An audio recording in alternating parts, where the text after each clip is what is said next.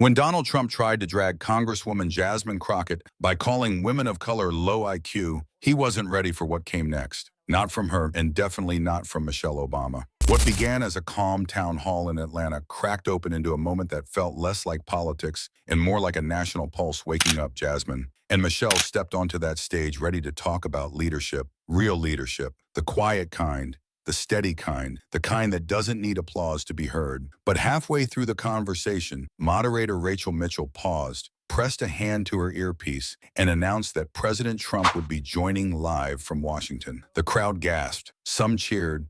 Others groaned. Everyone felt the shift. Trump appeared on the massive screen behind them, grinning like he'd walked into a game he thought he'd already won. He dismissed empathy, mocked identity, and bragged about winning in the way only he could. Great David Crockett. I don't think so. Jasmine Crockett, let me tell you, before you even ask, she's a very low IQ person. I mean, if we ever had to pass an aptitude test, that's the one should take one because she shouldn't even be in the crowd. So I have no idea what. But Jasmine didn't blink. She leaned forward and said calmly, "Strength without empathy isn't leadership, it's intimidation." Somehow are low IQ. Let me be clear. I have a lot more education than he does. This is just what it is, degree-wise. I have earned my degrees. My daddy didn't have to make a phone call to get me into anything. The crowd lit up like the 4th of July. Michelle followed with that grounded, soulful calm of hers. She reminded him that power without purpose is just noise, that respect isn't something you declare, it's something you earn. I am one of a handful of people living today who have seen firsthand the immense weight and awesome power of the presidency. And let me once again tell you this: the job is hard.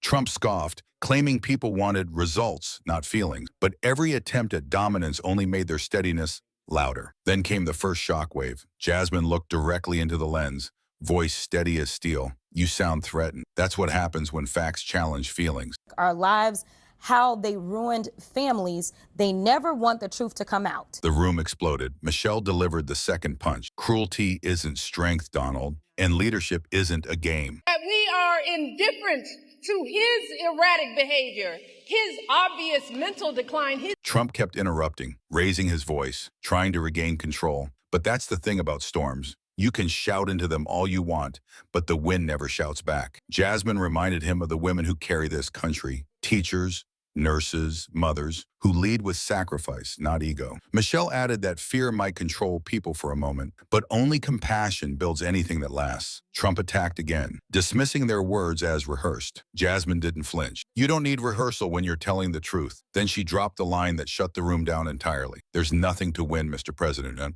only something to remember." For the first time, Trump hesitated, just long enough for the audience to feel the balance shift. When the broadcast ended, the Civic Center buzzed like a beehive. News anchors were racing to live shots, editors scrambling to cut clips, supporters and critics arguing outside in the Atlanta night. But Jasmine sat backstage completely still, trying to process the electricity that had just poured out of her. Michelle walked over, handed her a bottle of water, and said softly, "Storms aren't here to scare us. They're here to clear the air." By dawn, hashtags were everywhere. Service not show, #integrity. Wins, #Crockett. Effect, teachers were showing clips to their students. Mothers were texting their daughters. Even critics admitted one thing. Something shifted that night. Michelle spoke at a girls' mentorship summit the next morning and said, "Truth alone isn't enough. You have to live it, breathe it, and protect it." The room fell silent, not from awe, but from recognition. It felt like the country had been waiting for someone to say that. Meanwhile, Jasmine walked into her congressional office to find the hallway lined with flowers and letters. One from a teacher read, "My students stayed after class to talk about leadership for the first time." Jasmine held the note and whispered,